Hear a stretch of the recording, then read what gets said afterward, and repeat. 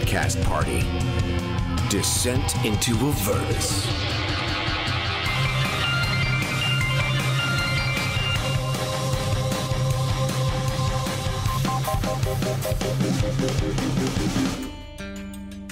My name is Renascence. My friends and I are scouring the plains of Avernus for the Sword of Zariel. Suddenly, an infernal marketplace known as the Wandering Emporium has assembled before us. Someone who lives there might be able to point us in the right direction. I would like to check that out. Yeah, I believe somebody told us about. Yeah, Lulu did, I think. That would be Lulu. That's right. Lulu talked to you about the Wandering Emporium. She has a friend named Mahadi who lives in it. Let's be careful, though. Mm-hmm. Ren. I touch Ren on the head and give him a vigilant blessing, so he'll have advantage on our next initiative roll. Cheers. Have you been to this market before, Wizen? Can't say that I have. Gonna be perfectly honest with you. Spent a lot of time at Fort Knucklebone. Wandering Emporium sort of goes all over the place. Heard about it. What have you heard? Mad Maggie would say things like, if you want to make your dreams come true, head over to the Emporium, but watch your butt. I think we should take the ragawagon over there because you never know when we might have to make a quick getaway. I agree. What are we in the market for? No pun intended. I would just like to look around and see what they have. I could use some diamonds. Yeah, I could use diamonds. Yeah, I'm thinking diamonds would be the prime thing. From our experiences so far in Avernus, I'm just speculating. But, like, I don't know they're going to want to sell us things for, like, gold, you know? I'm suspicious that they're going to want to sell us things for, like, doing terrible Our things. memories or, yeah. Wizen pipes up and says, well, I mean, soul coins are kind of the currency of hell. If you really want something, you pay in souls here. Yeah. Yeah, this might not be a super fun shopping trip. Lulu pipes up and says, I get it. I understand. Listen, folks, I don't want to have anybody's souls go into any place that they ought not to be. But on the other hand, listen, Mahadi might know something. Maybe he remembers me. Maybe we can have a little conversation with him. That's true. Yeah. Do you want to pretend like you do remember him? Why would I do something like that? I don't think bluffing is really Lulu's strong suit. I think he's gonna see through that ruse pretty quickly. Oh, all right.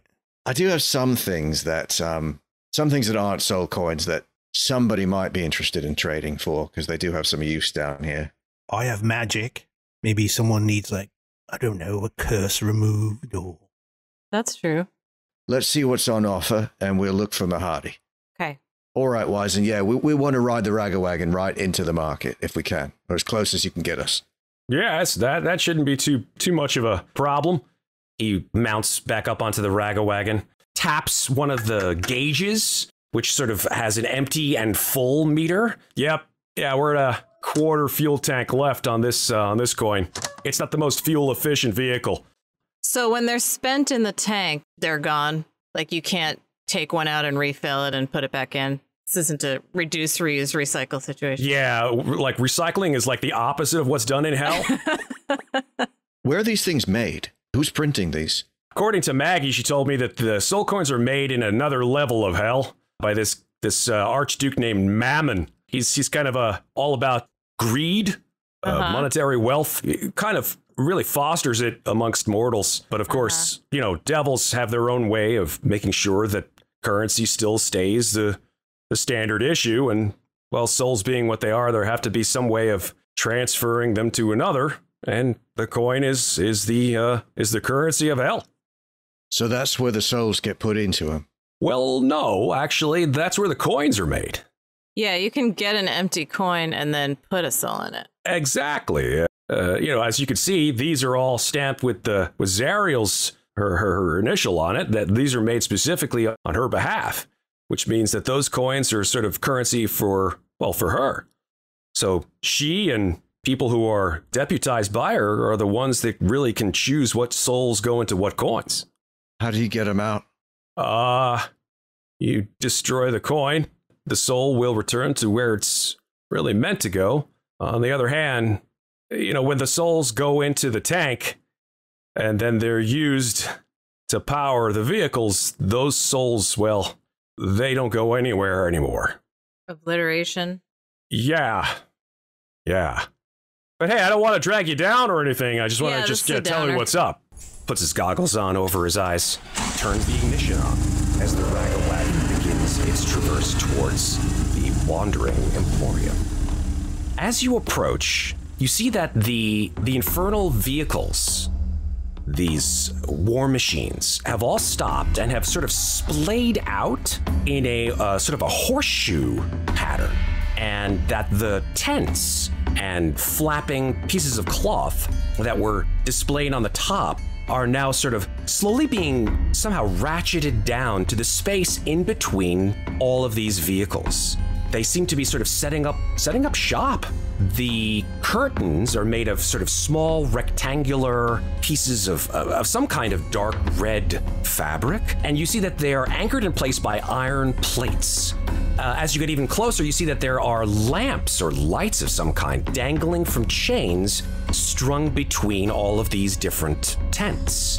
And as you approach even closer, you hear sort of soft, lilting music and begin to smell these quite wondrous smells across the hot winds, vastly divergent from the horrendous odors that you have been privy to thus far. I would like all of you to make a Constitution saving throw. Everyone does have a +3 on that, assuming you're close to me. Renaissance got a 22. Ofelia got a 5. Hylan got a 7. Corbin got an 11. I would say everyone but Renaissance, then, is keyed into what could very well be the most amazing smell they have ever smelled in their mortal existence.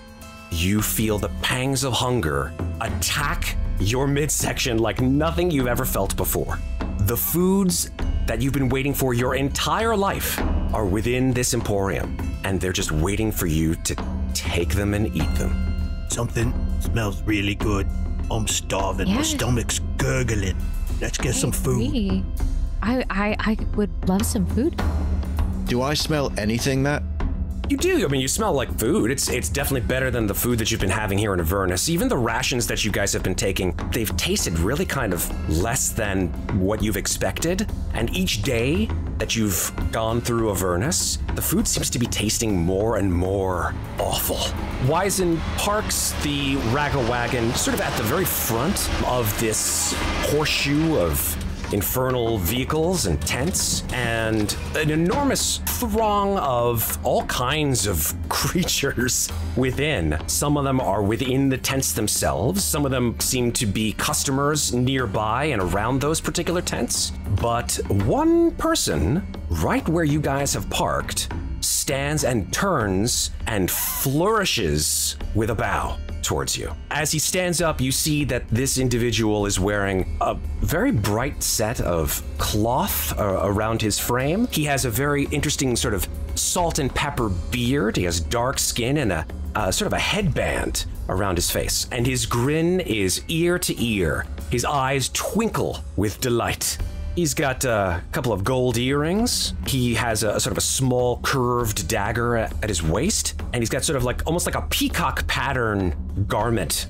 And he gestures towards the interior of the Wandering Emporium and all of the denizens within. And he says, "Welcome! Welcome to the Wandering Emporium. How are you today?" We're really hungry. "I can see that, my tall friend." Something smells good. Really good. Like, best food I've ever smells smelled. Incredible. Yes. We have many establishments that will get your interest. Of course, there is my own beloved restaurant and spa, if you choose to, of course, benefit from its services. But there are many, many places here within the Emporium that will serve you and any desire you may have. May we ask your name, sir? Of course you may. I am Mahadi. And Lulu stares at him and says, That's right, Mahadi. And she sort of flaps out from the four of you. Mahadi stares at Lulu and says, My old friend, how do you do? It is so good to see you again. Lulu, and opens his arms wide, and Lulu just rockets towards him, away from you. Yeah, you're Mahadi. You helped me. You helped me when I was here. That's right. Of course I did, my dearest Lulu. Hylan, link us up. Yeah, so I am going to use Psychic Whispers, and I will roll a psionic energy die to see how many hours it will last for. It will last for 6 hours, and I can link up, I believe, 3 other people. So I will link Renascence, Corbin, and Ofelia, and I together psychically, so we can speak to each other, and no one will know. I say, keep him busy for a minute, see if he's got any diamonds or knows where we can get some. And I'm going to turn my back so that I'm going to make like I'm getting something out of the back of the Raga wagon. But once I have my back to him, I try to shield it with my body as much as I can. I spin the dreidel. Divine Sense knows the location of any fiend, undead, or celestial within 60 feet of you that's not behind total cover. Yep. You know the type of any being, but not its identity. Within the same radius, you detect the presence of any place or object that's consecrated or desecrated. Within 60 feet of you, there are some very strong fiendish presences, that is for certain. One of them is coming from Mahadi, and some of them are coming from the tents in your immediate vicinity. So I wouldn't say that they're sort of total cover. Sure. You sort of see through the tents. Into them a little bit. Yeah. Exactly, So, yeah. Okay, as soon as that happens, I scoop it back up and pocket it, and I send through the Psychic Whispers, I just say, he's a fiend. Not a huge surprise, but he's a fiend. Mahadi says, "That's correct, I am." I think we included him on this. I don't think we should have. Oh, no, you didn't, but, and he points to his head. "I know things, my dear friends." That is really interesting. Yes, I'm so sorry, but, part of the job. I'm fascinated. So you know Lulu? Oh, yes, very much so. Lulu and I are like this. And he puts up his pinky, and then puts up his other pinky, and links the two together. Well, any friend of Lulu is a friend of ours. Oh, that's lovely to hear. Sir, how come, if you're a fiend, no offense, how come you don't look like one? Oh, my dear friend, looks can be often deceiving, here in Avernus amongst all places. You must know that, of course. If I were to look at you, I would see a dumb brute, but I know that you are not. Where's the food? I forgot. Oh, well. Yes, we are quite hungry still. Hungry. He says, well, of course, it's worth mentioning that if you are to enter the Wandering Emporium, there are some rules that must be followed. And he snaps his fingers, and as he does so, a beautiful piece of golden parchment appears in front of all of you. Oh, no. And then they sort of separate into 5 different pieces of parchment. Read the fine print, guys. I won't be signing this. It's part of entry, but it's a standard entry contract. I know if you've been amongst my kin that you'll know that contracts are kind of part of what we do. But the first is many rules, which is no fighting, no spell casting, and no exceptions. No fighting? What if something flies in over the top and attacks us? Well, that's a very, very good question. This place is, well, it's a little different from all the rest of Avernus. We have many in here who are here on some form of amnesty from the rest of this particular plane. So they have sanctuary whilst within. So there is no need to be fighting something from the outside. Not as far as I'm aware. And the other rules? Ah, yes. Let me offer them to you, and you may, of course, peruse them at your whim. He sort of floats one of them over to Wizen, and Wizen says, "Oh yeah, I'm not going in. So you can just forget about me." He says, "Very well." Snaps his fingers. The contract disappears.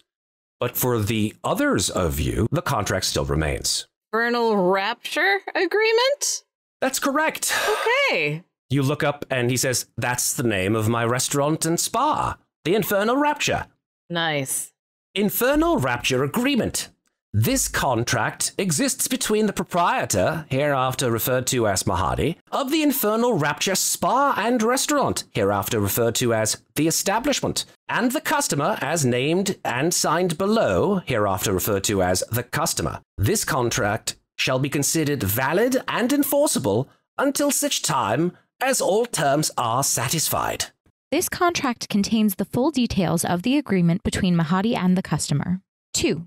The customer agrees that all services are voluntary and that no threats, mistreatment, lies, or any other coercive methods of any kind were involved in the signing of this contract. 3. The customer agrees to pay the price of 1 soul coin for access to the establishment and basic services therein. Oh, there are a couple of addendums here. Any other services will be noted on Appendix A, signed by both Mahadi and the customer, and will be charged accordingly. All payments are due in full upon completion of services by the establishment. 4. Mahadi agrees that the customer will be given the best possible service at the establishment without fear of attack, poison, drugs, theft, or any other assault of this nature. 5. Any other services as noted in Appendix A will be provided as agreed. 6. Mahadi agrees that all weapons, armor, clothing, money, magic items, personal possessions, and any other material item of this nature will be returned to the customer upon completion of spa services at the establishment. 7. Any violence by the customer or Mahadi, or any other employee or patron of the establishment, shall count as immediate violation of this contract under term 13 of this contract. 8. If Mahadi and the customer mutually agree to nullify the terms in this contract, the contract and all copies must be thrown in the river Styx. Each party must destroy 1 copy, or else the contract shall still be held as valid and a copy replaced in the infernal records. 9. A document of the contract will be registered in the infernal records held in the archives of Nessus to ensure the existence of an infernal agreement between the customer and Mahadi. 10. If disputes over the contract and the application of the terms within are unable to come up upon a resolution, the settlement can be presented to the diabolical court, don't trust them, pursuant within 1,000 years of the infraction. 11. Any content that is found in this contract is strictly followed and is reinforced by the Pact Primeval. 12. Should either party sign any other agreement or contract, the terms in this contract still supersede all other claims. 13. In the event of a breach of contract, conditions to the party that does not uphold terms found within the contract found below will be put into effect. A. In the event of a breach of contract and the terms found within it by the customer agrees to forfeit their soul to Mahadi. B. In the event of a breach of contract and the terms found within it by Mahadi will provide an alternative infernal agreement for the customer to settle the terms. C. Any dispute between Mahadi and the customer will be resolved as per term 10 of this contract. And below it, it has lines for signatories for each of you. And of course, it is signed by Mahadi, proprietor. I turn it over and look at the back. There's nothing on the back. Where the fuck is Appendix A? Appendix A is to be created if there are additional terms to be created to the contract. I can certainly do so if you wish any other addendums to be made, any other items or personal services that you wish to have. They are, of course, voluntary. So we have to give a soul coin just to walk in the door. You guessed it, my friend. Normally, these contracts are dependent upon a soul coin for each of you to gain entrance to the Infernal Rapture. But as I'm feeling quite elated to see my friend Lulu today, I will be more than happy to waive said agreement. And he does so quite physically, and he waves his hand, and that line disappears from the contract entirely. That's great. However, services for my spa are, of course, quite dependent upon your ability to pay. Mm-hmm. Yes, could you tell us a bit more about what sort of services you offer in your spa? He laces his fingers together and says, "Oh, my dear, you have never traversed the plains. I can see that. I have anything that your tiny mortal hearts may desire within the wondrous domain of the Infernal Rapture. You name it, we've got it." All we really want, well, Lulu would like some information about some things that she's forgotten. Isn't that right, Lulu? Well, yes. I didn't really have all my thoughts together when I met all these folks, and maybe while I was here, something happened. caused me to lose my memories. I don't remember very much, but it's slowly sort of coming back. Well, whatever happened, I can see that you're at 6s and 7s, my dear. I don't have any idea as to what occurred, but perhaps with the wondrous services in my spa, things may come back to you. That sounds kind of nice. He smiles, and you see, for the first time, there's like a gold tooth in the back of his mouth. Lulu, do you want to ask about the sword? You thought Mahadi might know something about it? Oh, yes, that's right. Mahadi, when I was here, did you hear me talking about the sword? And she sort of like lowers her voice almost to a whisper. And he says, the sword? I don't know of what you speak, my dear friend. You know, the sword of Zariel, the one that she told me to hide. Oh, is that so? I don't remember you ever speaking about it, not at all. Oh. Can I roll an insight check to see if he's telling the truth? Sure can. Please roll it with disadvantage because you're real hungry. Fair enough. I am so hungry. I would like to do that as well. Go for it. That's going to be a 4. Renascence got a 12. I would say, Ofelia, you are really unsure. His face really shows a lot of empathy. It's very plausible that he's telling the truth. Renascence, you look at Mahadi, you don't note anything in his face or in any of his words that seem to belie anything. That's disappointing. Hi, everybody. The show will be back shortly for the second half. First, it's time to tell you about how you can play D&D with us. Would you like to risk your souls in an infernal market like our heroes are doing in this episode? Cast Party's professional dungeon masters are available to hire for online games.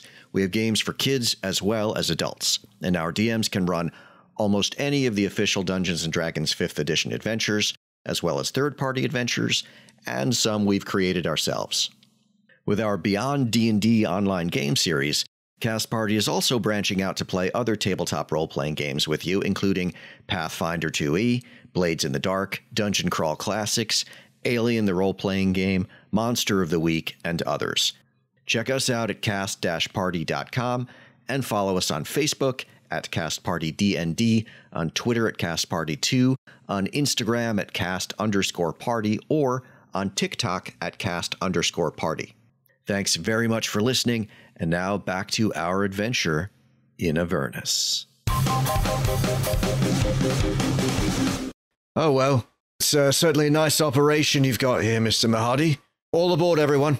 I start walking back towards the war machine. How do us hungry people feel? You feel like you really need something to eat. So hungry. I think we need to go in.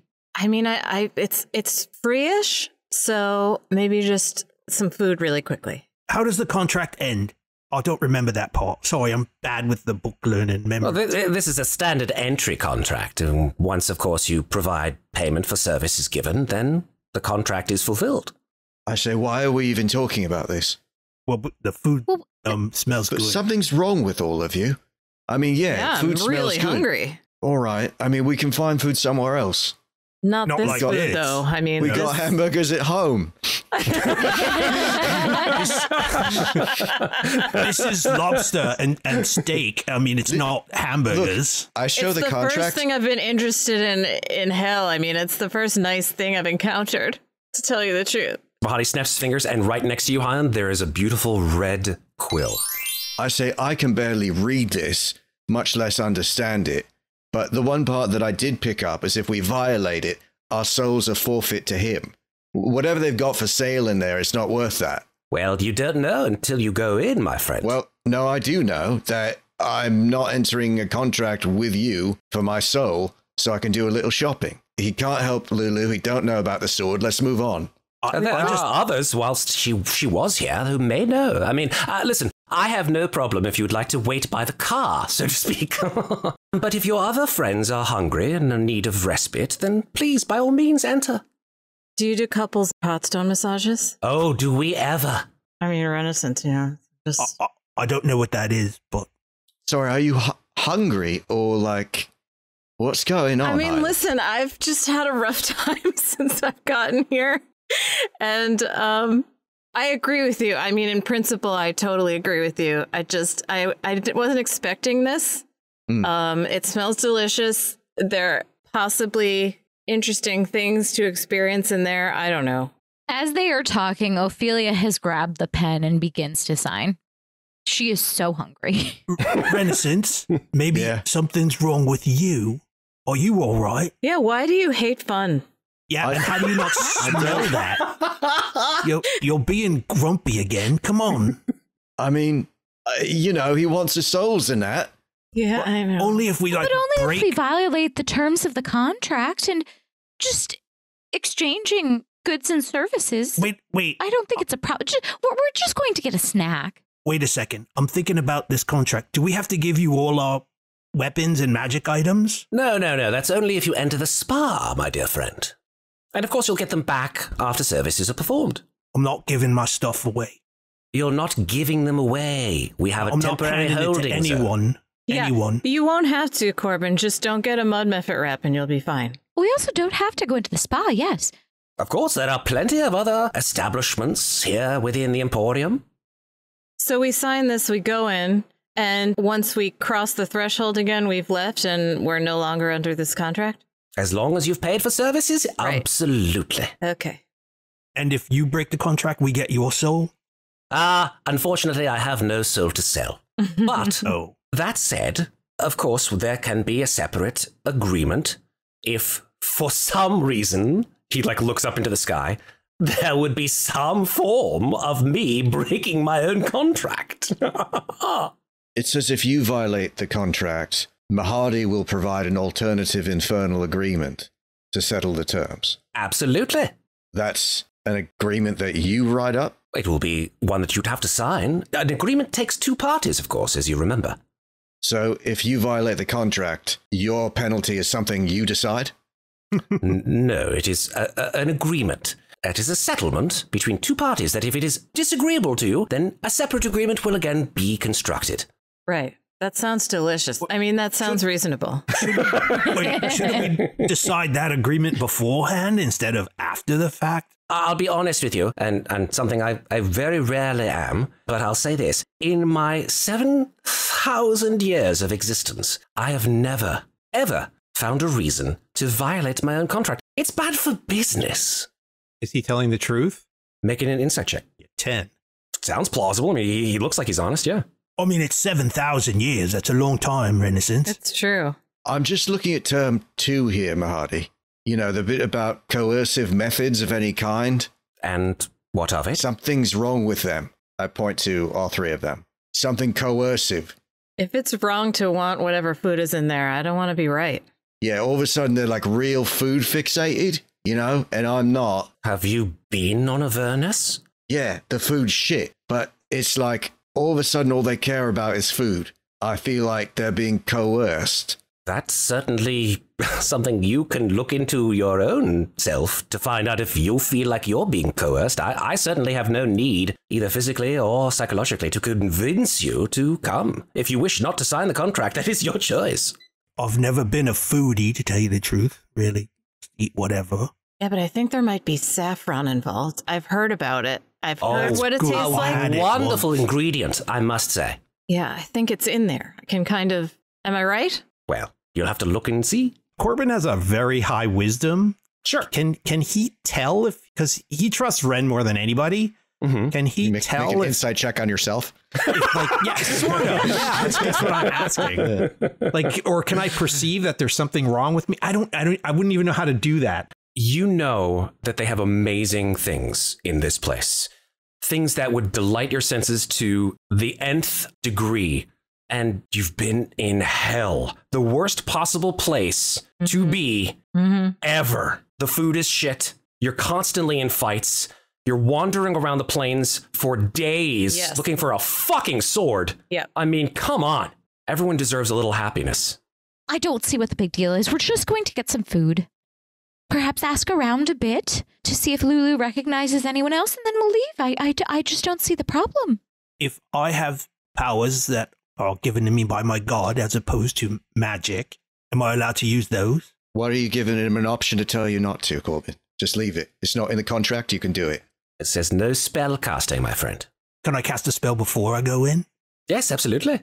He says, now, listen, I don't want to be a hard sell, we have plenty of other customers I need to attend to, so if you wish to leave, by all means, enjoy your stay in hell, and hope to see you once again on the plains of Avernus. But if you wish to stay, I'll be more than happy to supply you with whatever I can. I do very much wish to leave, but if my friends are going in, I guess I've got no choice but to go in with them. Oh, now I feel bad. Well, yeah, so let's go. Let's leave. Sure, we don't want to get just like a little bite to eat. And Ophelia takes the pen. just a few nibbles, and 5 minutes and we'll. I mean, Ophelia already signed it, right? I'm going to take out a little handkerchief and I'm going to use prestidigitation to put like the silhouette of a lobster on it. And I'm going to tuck it into Renaissance's armor. I completely see where you're coming from, Renascence, and I don't want to belittle it, but I'm just so tired and this place is so miserable and just I'm not being very responsible. I just want to see something fun. Yeah, I don't know. I just feel like this is some magical food gluttoning situation, like you're all three of you are going to like mosey up to some cafe or something and you're going to keep eating and eating like in some kind of storybook. And I'm going to be like, well, we got to go, let's get back to our lives. And El Terrell's stuck in Avernus and that. And you're just going to be like, no, I just like eating this. No, how about this? How about this? Turn into a pig. I knew it. Yeah. I knew it was happening. This has that sort of feel to it, As if we would be spirited away by something. I don't know why. Yeah. But how often does one get the opportunity to peruse an infernal marketplace? I think we really need to seize this opportunity. We could have a word, Renascence, and I promise if you say this word, I will understand that something terrible is happening and I will get out of here. Piglet. All right, great. That's it. If you say that, after we go in there, if you think something's going sideways, I'll believe you over whatever I'm thinking. All right. Mahadi, sorry we got off on the wrong foot. Does anybody in the marketplace sell diamonds? Of course we do. All right, well, at least there's that. Yeah, all right. Okay, great. I take the quill and I sign it. Ophelia finishes signing her name as well. Sign mine as well. Corbin stops for a second and he realizes the god he prays to, and he has this deal with this Cassandra, and he's wondering if this is a good idea. Shit. Probably another bad decision. And he signs it. Before we go in, I want to cast 2 spells, though. I would like to cast at 3rd level Aid. I can get 3 creatures within range, so I'm going to give each of my friends. So your hit point max goes up by 10. Thank you. Thank you. The other thing Corbin would like to do is he's going to say before he goes in, I would just like, 10 minutes before I go in. He's going to cast Detect Magic ritually and have that up and running. So once you've signed those contracts, Mahadi grins and snaps his fingers and the contracts disappear. I'm so glad all the paperwork is out of the way. Now I can take you on a tour of the place. Of course, it will be a very short tour. Please, follow me. I'm going to grab Renaissance's hand. Wizen's like, I'll just be here at the car. See you later, Wizen. Lulu waves. Maybe we'll get you like a souvenir or something. Yeah, they got those little bobbleheads. give me a bobblehead. I was thinking like a stuffed elephant or something. Lulu glares at you. What? I'm kidding. It was a joke. I did not like that humor. Did you sign? Hey, Corbin. Yeah. Don't make me angry. You wouldn't like me when I'm angry. I'm sorry. Can I hold your leg while we go in? How can I say no to you? You're such a cutie pie. Of course you can. Right. Corbin will take one of Lulu's legs as she flies in, and they'll go in. Sorry, just before we enter, as Hylan takes Renaissance's hand, the platinum rings clank together, and before entering, Renaissance will cast Warding Bond on Hylan. Tell us what that does. It creates a mystic connection between me and the target until the spell ends. It lasts 1 hour. As long as she is within 60 feet of me, she has a +1 bonus to her armor class and to all saving throws. Whoa! And she is resistant to all damage, meaning she takes half damage from everything, but the half that she doesn't take, I take. Wow, that's incredible. Thank you. If I get knocked out, it ends, and if she moves more than 60 feet away from me, it ends. I want to make it canon that I smell chocolate chip cookies for a second when he does that. Done and done. Okay. Mahadi turns around and begins to walk backwards like a college tour guide and turns to his right, your left, as he points to a tent, which is a little bit ragged at the edges. And inside this tent, you see a trio of imps all clustered around a very familiar sort of looking figure, and that is an Amnesu devil. Corpulent, gluttonous, blobby devil that you remember that Thavius Krieg turned into. And above the tent, you see a swinging sign in infernal letters which say, "From here to Avernus." Mahadi turns and says, "Good morning, Fetala." And this Amnesu turns and just sort of drools and goes, "Yes, hope that you're having a good day too. That is from here to Avernus. If for any reason whatsoever that you wish to have information transmitted over long distances or spellcasting services, it will cost you some in soul coins, or perhaps even in mundane gold pieces. From here to Avernus is the place to be if you wish to send information to anyone in any of the realms." Wow. This includes parcel packages as well. Don't waste your money there. Well, maybe if it's an exchange, maybe we can trade for diamonds? Fetala, will you take gold for diamonds? Have you got diamonds to trade? He sort of looks at you and his face sort of screws up like he has no idea what you're saying. And he goes, Mahadi says, no, he doesn't deal in diamonds. All right. Okay. I think that's just for talking to people in other places, but I can do that. Oh, that's great. And I could probably sell it for half the price they are in there. People don't like it when you say that near their near their stall. As you say that, Hylan, all the imps start to like chitter and cackle. I mean, it's not like they can do anything in here, right? That's true. There's no thing that said I can't sell my services. That's true. That's true. Sending is a lot cheaper with me.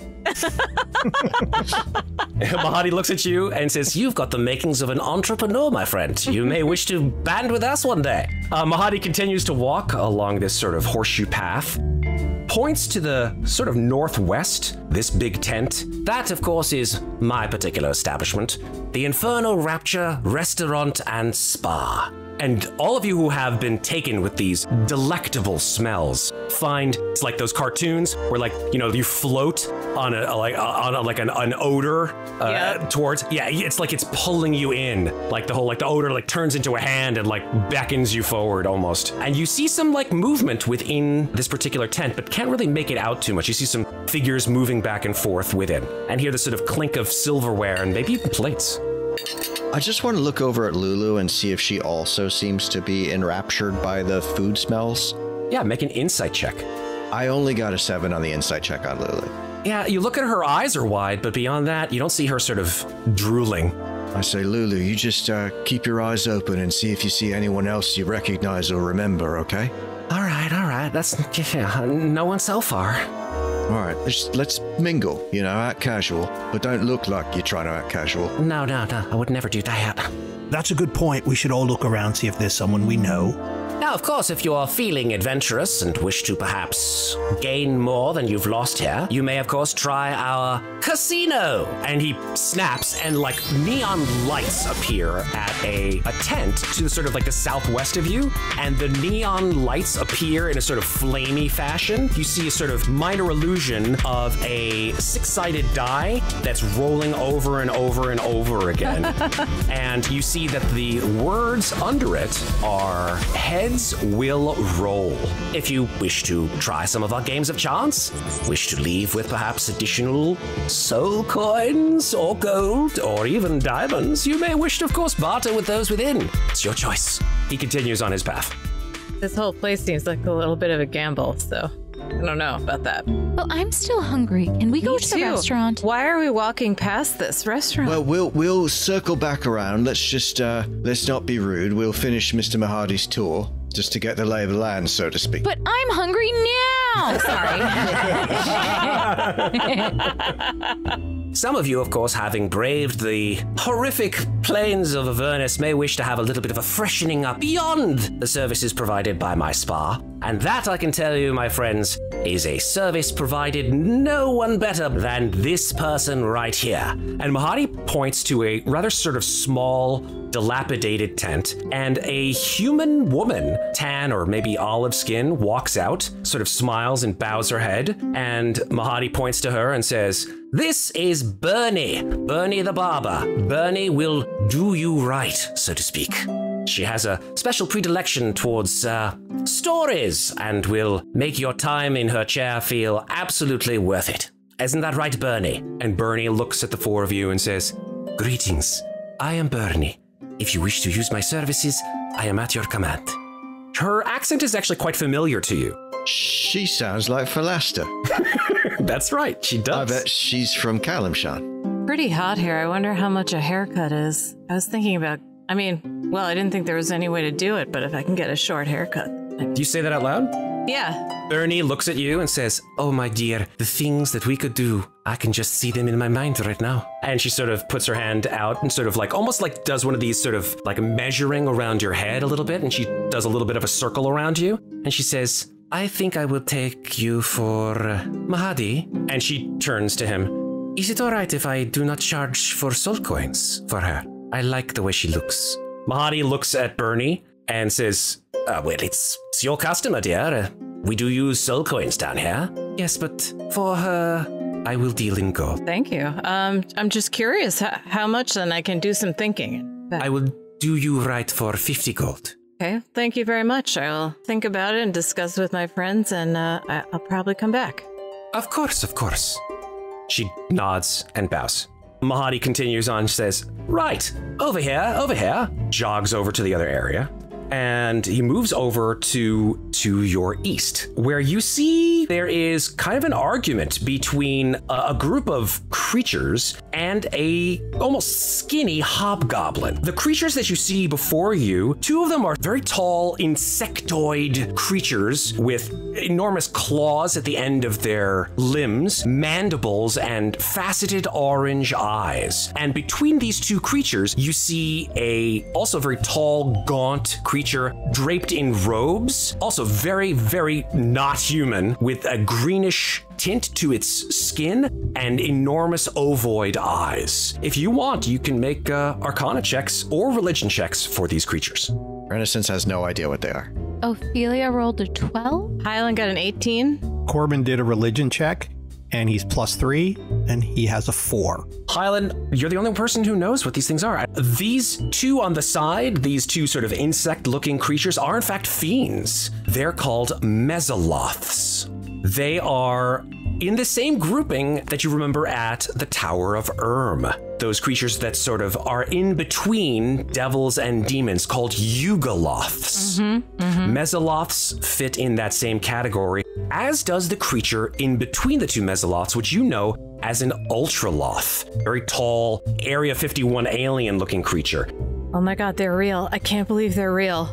Malitiam used to tell me stories about these. It scared the hell out of me. So he sells grubs? Yes, that's correct. As you can see by the title on his shop, this is Zeneth. Hello, Zeneth. Zeneth is, of course, not even paying any mind to Mahadi whatsoever. He's still arguing and screaming at the top of his lungs with these other three characters. And this is his lava farm. Wait, lava? Like fire rocks or lava? No, like grubs. Larva. Let me spell Baby it. bugs. Baby Corbin, bugs. I don't know why you can't hear the difference between lava and lava. That sounds exactly, the same to me. And I got my bugbear ears too. And Yeah, no, it's a non-rhotic R's coming to bite you in the ass, or arse. Yes, Zeneth, of course, procures lava from these charming chaps and points to the Yugoloths, and, of course, sells them to interested buyers. Why would someone want a baby bug? No, they're not.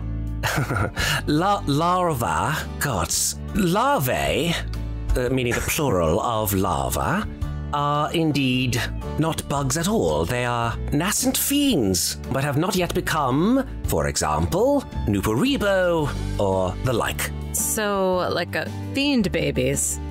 Yes, let's call them that. It's creepier.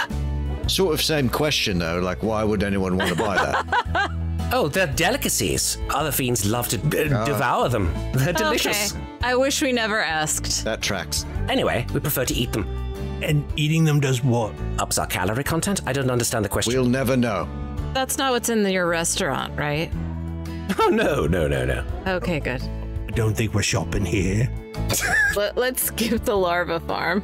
Mahadi continues on and circles around to the south, where you see two final establishments, two final shops. The one off to the right is sort of sectioned off with a wrought iron fence, and within that fence, you see creatures that you remember seeing during the chase away from Aldrak's grave. These strange abyssal creatures that look like chickens with no eyes. Abyssal chickens. Yes, indeed, abyssal chickens. You see 5 of them. They're all milling around inside this fenced area. Standing next to the fence is he looks human.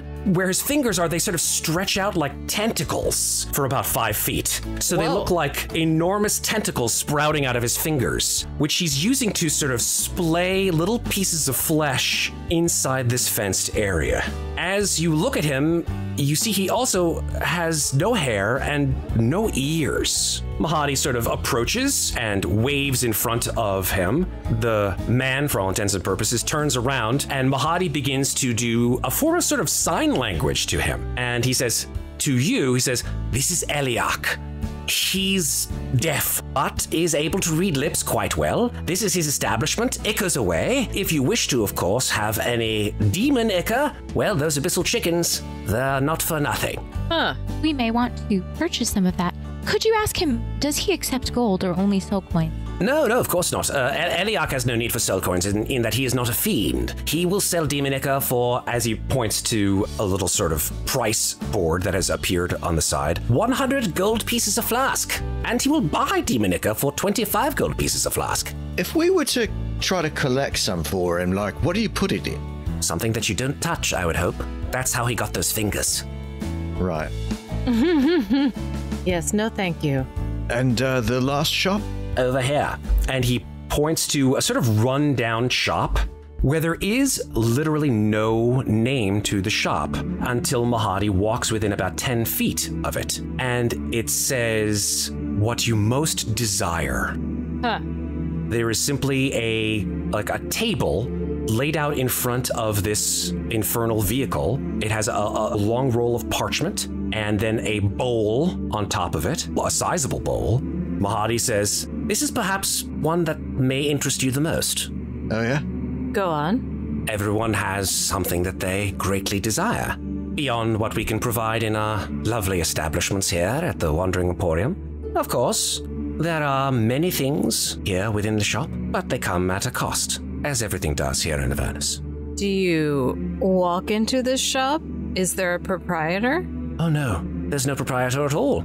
You simply write down on this piece of parchment what you most desire, pay the appropriate cost, which then will appear, and then obtain the item. But what if you, write down, I don't know, a Vorpal sword, and then you put it down? You don't have to pay for it, right? I don't understand the question. I'm sorry. You mean you see the price before you decide to buy? Oh, I see. Yes, of course you'll see the price. Are you obligated to pay by putting it in, or can you just put it in to see what the price may be and decide after that? You're not obligated to do anything unless you've paid for it. Okay, just checking. You have to be careful. I of course understand. I mean, I know what I would write on there. I do as well. We may as well see how much it would cost, right? I just look at everybody. It sounds like it couldn't hurt. I don't have anything I want. Well, I was thinking of writing Zariel. Yeah, there's something we all want. Yeah, I mean, we need to know where the sword is and so forth. Right. Well, or do we? We don't know what the price is. Yeah, we could just ask for I'm so sorry. I do apologize. Mahadi says, "You said that you're looking for this sword. Right. For what purpose?" Well, that's going to cost you. I like the way you think. You really do deserve to be here. What you offering for that information? Well, I certainly can spare a soul coin if you so desire it. Just one? You're a hard bargainer. I like you even more. Make a persuasion check. All right, here we go at -1. Can any of us assist with this? What would you say? Well, yes, everyone has quite interesting secrets to share, and I imagine in your line of work. Look at it this way. The more you pay us for it, the more we'll have to spend here. I'd say that's worth, between the two of you, giving him advantage, so go for it. All right, Corbin rolled an 18 and a 13, so he will take the 18. Mahadi looks at you and says, my friend, I've been around the block for 7,000 years. If you wish to know it, you wish to know it. And a soul coin is all I'm afraid to offer at this point. What do you think, Ren? It's all right. Guess you don't need to know that, man, so we don't need to tell him. Fair enough. He smiles. You mentioned that there might be diamonds for sale somewhere. Yes, of course, the quite entertaining troupe within Heads Will Roll often ante up diamonds within the casino. I'm going to go over to the bowl, and I'm going to write the Sword of Zariel and put the paper in the bowl. You write the Sword of Zariel, and then you see the words, the soul of someone you love the most in eternal torment forever. Right, so that's a no. I'm just going to take the paper back out. I would like to write knowledge of the location of the Sword of Zariel and try that. Knowledge is not a physical item, and so therefore it is not what you most desire in physical form. Say map. Map, yep. Showing the location. Right. Yeah, map showing the location of Sword of Zariel. With identifying landmarks around it. It says the memories of one of your party to be lost forever. The bowl's driving a really hard bargain, folks. Wait, that sounds familiar. Lulu, do you remember putting anything in this bowl? Lulu looks at you and says, no. Well, I guess that's a silly question. I understand what you were asking, but no, I don't remember that at all. I try writing a potion that can restore all of Lulu's memories. I put that in the bowl. It then comes back. It says, your right hand. Ooh, no, we need that hand. we need that. I'm curious as to how low the stakes go. I write down 700 gold pieces. You just want 700 gold pieces? Yeah. Okay. It just says, a day of suffering. That's all it says. Too vague. I don't like that. Yeah, that could be very grim, potentially. Want to get a haircut? I like this. This is fun. I want to do one. Corbin's going to write down a magical breastplate. The sheet under the bowl says, a meeting with the one you fear the most. I kind of want to do that one. It just said a meeting. What does a meeting mean? Like 15 minutes? He shrugs. He says, I don't control the bowl, my friend. This is a charm placed upon it by you know who. He arches his eyebrows. It's not a meeting that's going to last like 1,000 years or something. Again, I wish I knew. The one I fear the most. The chicken's starting to pounce on each other. Eliak just starts throwing more flesh into the pit. If Corbin wants to do it, what does he have to do? He has to acknowledge it psychically. I think I'm going to do it, guys. You sure, Corbin? Sure, you don't know any details about this. It's just a meeting. Who is it you're going to meet with? You're very strong already. Seems very risky. All right, let me think about it for a minute. Of course. In the meantime, and he points at Ofelia. I heard you had something that you wish to offer? Yes. She writes 5 soul coins.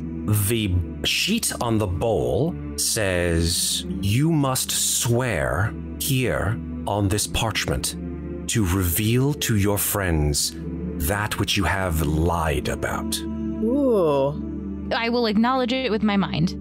When you do so, you feel this feeling spread throughout your body. You are now under a gish. And this is cast at 9th level. Oof.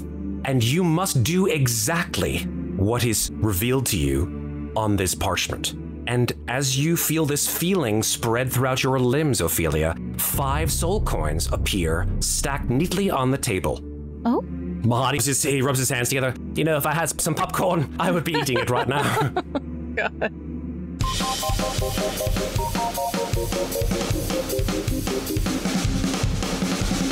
Thanks for listening. This episode featured the Dungeon Master stylings of Matt Gordon, Andy Cannistra as Painbearer Corbin Shiv, Carolyn Fox as Hylan, Rachel Tamarin as Ofelia, and me, Tal Aviezer, as Renascence. This episode was edited by Carolyn Fox and me. Our original theme music is by Lauren Anker and Anthony DiMasso. Remember, if you enjoy Podcast Party, please follow the show, rate us, and leave us a review. Thanks very much for listening. We'll be back in 2 weeks with the next episode of Descent into Avernus. If there's a gap, can I just real quick say thank you, Hylan, and then which there should be in a second. Sure. After this really long one. Thank you, Hylan. Fuck. I don't know if that works. Thank you, Hylan Fox.